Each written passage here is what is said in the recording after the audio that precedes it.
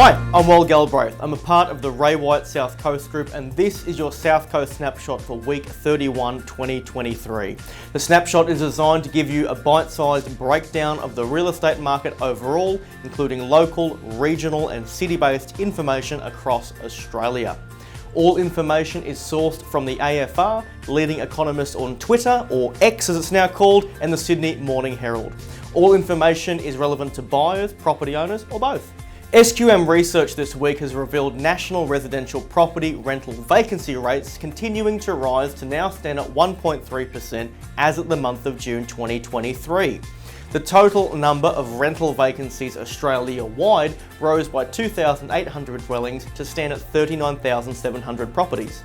The rise was driven by a jump in Sydney rental vacancy rates to 1.7%, 1.5% in May. The national median weekly asking rent for a dwelling is $571 a week. The capital city asking rent for a dwelling is $667 a week. The median rent for a capital city house is $767 a week, while the rent for a capital city unit is $580 a week. Following the SQM update this week, there is now more evidence that we are past the worst of our national rental crisis, with an easing in vacancy rates recorded for our largest capital cities and a material slowdown on the rental market. Now at 1.3%, the rental crisis is not over yet, and given our ongoing strong population growth rates, it is very unlikely we will get to an oversupply of rental properties anytime soon.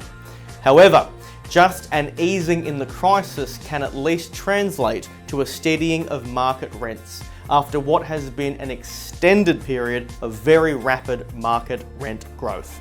Employment and activity in the construction sector is surging even as more builders go bust. But the industry says a downturn looms as higher interest rates deter people from buying new homes and renovating old ones. Turnover in the construction sector grew by 18% over the past 12 months, outstripping annual growth in all other sectors of the economy, the Australian Bureau of Statistics data released on Monday shows. It is the latest sign of bumper conditions in the industry.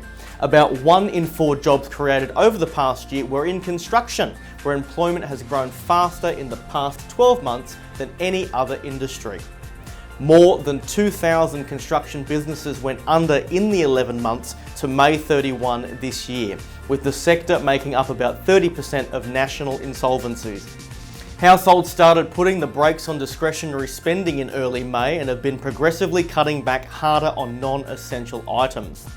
E&P consumer analyst Phil Kilmer says consumer spending more broadly could remain subdued for between 12 to 18 months in Australia. Increases in cost of living pressures, sharp interest rate rises from the Reserve Bank of Australia, and big price hikes of at least 25% in electricity and gas charges by most energy retailers from July 1 have accelerated the short-term pullback. Borrowers are gloomier than they have been since the global financial crisis, and economists warn the pain will get even worse for households and retailers if interest rates keep rising as expected. The Reserve Bank of Australia's decision last week to keep the cash rate on hold at 4.1% appears not to have improved the mood, with consumer sentiment falling 0.8 points over the past week, according to the latest ANZ Roy Morgan survey released on Tuesday. The decline was driven by a deterioration in sentiment among people paying off their homes, which fell to its lowest rate since the survey began in 2008. Sydney's house price rebound could slow in the coming months amid signs new listings are ramping up at a time when buyer sentiment seems to be weakening, experts say. Fresh stock rose by 5,900 in the 4 weeks to July 9, which is 10.8% higher than the 5-year average and 1.4% more than a year ago, data from CoreLogic shows. The rise in new listings came earlier than normal, which could signal a shift in the overall supply level, said Tim Lawless, CoreLogic Research Director. In the past 4 weeks, new listings jumped by 8.7% in Sydney, they increased by 9.7% in Melbourne, were up by 11.4% in Brisbane, 10.9% in Adelaide and 8.7% in Perth. The National Australia Bank Chief Executive Ross McEwen has told Parliament that urgent action is needed to accelerate housing supply. Otherwise, rising migration will put even more upward pressure on house prices and rents. Mr McEwen, speaking to the Parliament House of Representatives Economics Committee on Wednesday, said there was a, quote, chronic undersupply of stock that would clash with the nation's rising population, driving prices up in what is already a pretty pressured system at the moment. The stark warning comes as house prices in capital cities like Sydney start to rebound. Sydney's house prices are up 6.7% since January, and rents in New South Wales capital cities have only just flatlined since soaring since March 2021.